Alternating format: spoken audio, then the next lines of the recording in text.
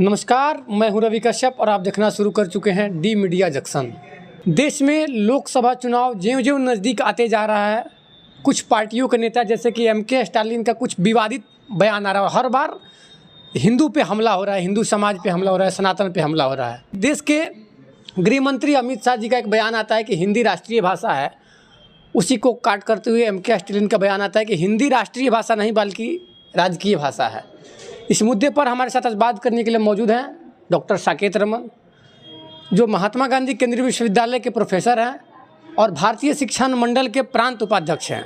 सबसे पहले तो हमारे चैनल पर आपका स्वागत है सर। धन्यवाद आपका।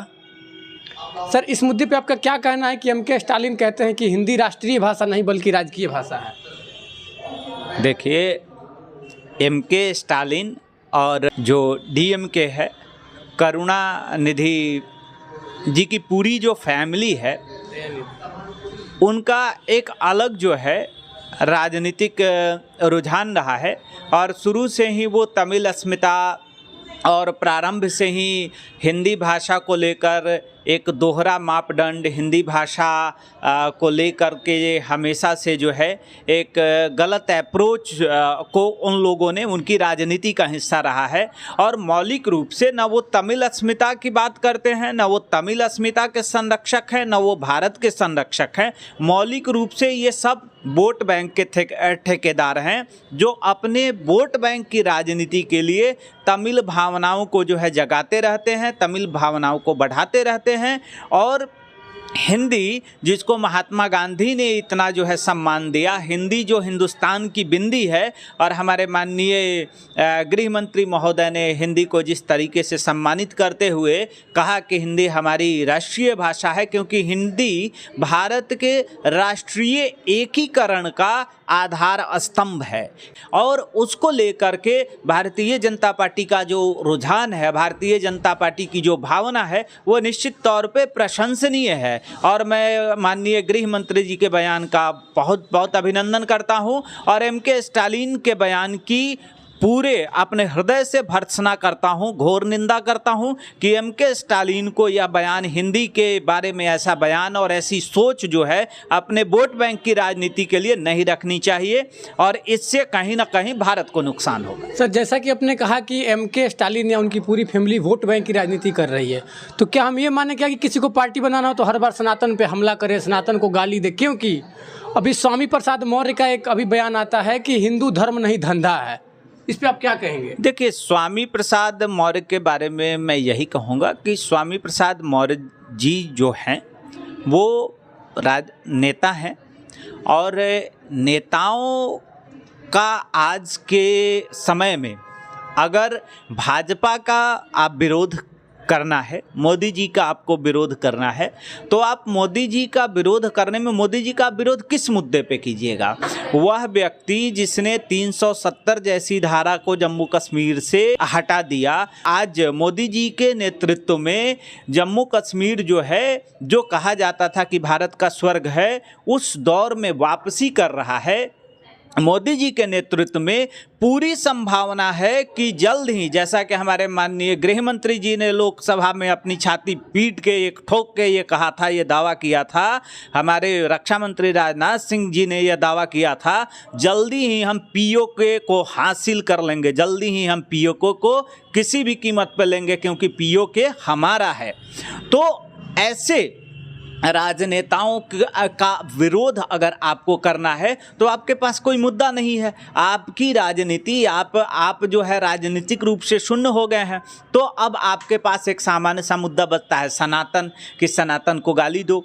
एक भारत में ये सबसे बड़ी चीज़ रही है कि हमारा जो हिंदुत्व, जो भारतीय संस्कृति का आधार रहा है, उसको हमारे ही लोगों ने गाली दी है, लेकिन हमने कभी कठोरता से वैसे लोगों को दंडित करने का काम नहीं किया है। मैं पूरे उत्तर प्रदेश की जनता से आह्वान करता हूं कि उत्तर प्रदेश की जनता स्वामी प्रसाद मौर्य जैसे धूर्त नेताओं को इस बार के लोकसभा चुनाव में दंडित करने का काम करे। और स्वामी प्रसाद मौर्य ने जिस तरह से हिंदुत्व और सनातन के बारे में बातें कही है या जिस तरीके से उनकी सोच है, अब वो उस सोच की और उनके विचारों की मैं घोर निंदा करता हूं। और मुझे पूरा भरोसा है कि उत्तर प्रदेश की माननीय जनता जो है वो बहुत अधिक जागरूक है और उत्तर प्रदेश की जनता हिंदुत्व को लेकर के, सनातन को लेकर के, भारतीय संस्कृति को लेकर के माननीय योगी जी के नेतृत्व में पूरे भारत को भगवामय और हिंदूमय बनाने के लिए कृत संकल्पित है।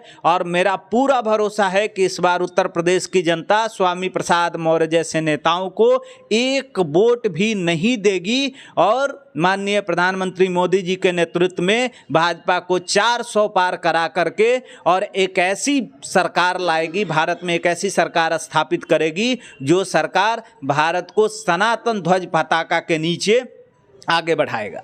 सर, जैसा कि आपने कहा कि 400 सीट बीजेपी को आएगी, 400 आए, 450, लेकिन कब तक आखिर हिंदू गाली सुनता रहेगा? इस मुद्दे पर आपका क्या कहना है?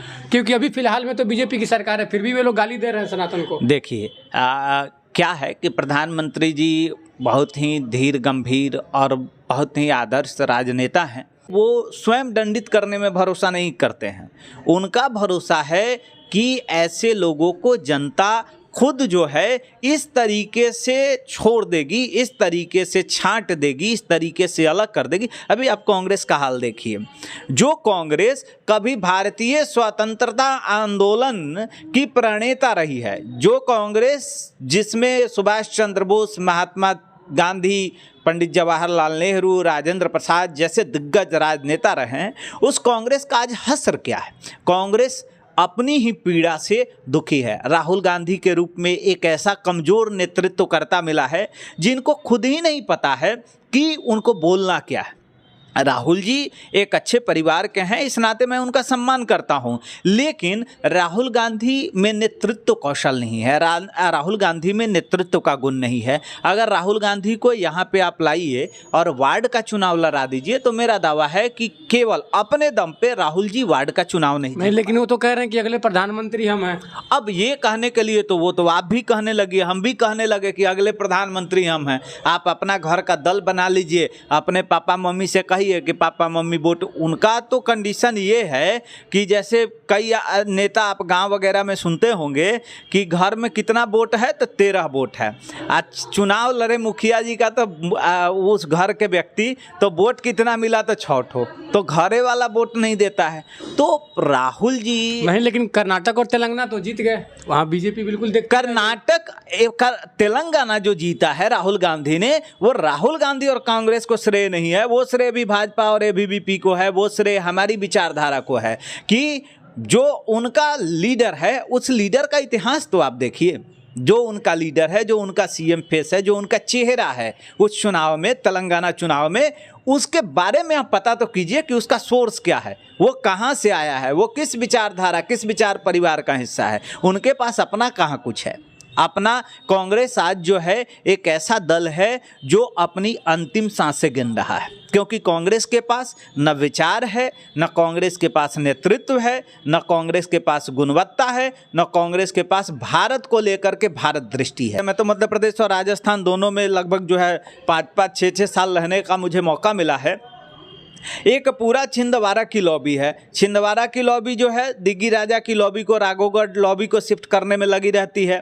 उसके बाद वो सिंधिया की लॉबी को शिफ्ट करने में लगी रहती है। पहले अर्जुन सिंह जी की फैमिली के राहुल भैया थे, तो वहाँ जो है मतलब मध्य प्रदेश में ये चतुष्कोणीय है। कांग्रेस में 4 जो है गुट हैं और चारों गुट एक दूसरे पे अपना वर्चस्व साबित करने में लगे रहते हैं। तो जो दल आपस में ही सरकुटौल कर रहा है, जहां कोई अनुशासन नहीं है, जहां कोई नेतृत्व की दृष्टि नहीं है। अब यहाँ पे भाजपा में आप देखते हैं कि नेतृत्व की दृष्टि है, राष्ट्रीय स्वयंसेवक संघ का अनुशासन है, राष्ट्रीय स्वयंसेवक संघ की जो भारत बोध की भावना है, जो राष्ट्रीयत्व की भावना है, जो भारतीयता की भावना है, जो हिंदू राष्ट्र की भावना है, जो सनातन की भावना है, वो भाजपा के नेताओं में कूट कूट के भरी हुई है, क्योंकि वो उनके जन्मगत संस्कार हैं, वो उनके कर्मगत संस्कार हैं।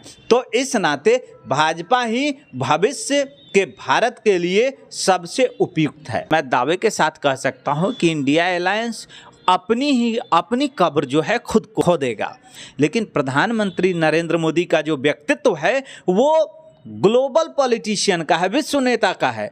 विश्व नेता के सामने आप जो है छोटे छोटे बच्चे खड़े करेंगे तो उससे थोड़े होगा।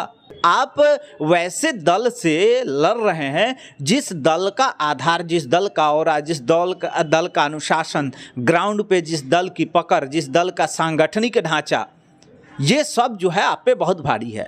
वो दौर और था जब कांग्रेस कभी भारत पे शासन करती थी और कांग्रेस, लेकिन भाजपा भारत पे शासन नहीं कर रही है। भाजपा भारत की सेवा के लिए ही भाजपा का जन्म हुआ है। ये जनसंघ से इसकी नींव पड़ी है।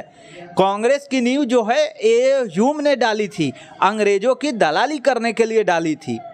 लेकिन जनसंघ की नींव जो है, जनसंघ की नींव भारतीय जनता की सेवा करने के लिए डाली गई है। राष्ट्रीय स्वयंसेवक संघ की नींव जो है भारत को सांस्कृतिक एकता के सूत्र में बांधने के लिए डाली गई है। दोनों के जीनोम में ही डिफरेंस है। कांग्रेस का जीन ही अंग्रेजों का जीन दिया हुआ है। कांग्रेस का जीन जो है वो अंग्रेजों का दिया हुआ जीन है, और आरएसएस का जो जीन है, भाजपा का जो जीन है वो भारतीय है, प्योर इंडियन है। तो प्योर भारतीय जो जीन है वो अब उसी का दौर है। विश्व राजनीति में भाजपा 2050 तक भारत का नेतृत्व करेगी और उसके बाद भाजपा से जुड़े लोग ही करेंगे। बहुत बहुत धन्यवाद सर। धन्यवाद।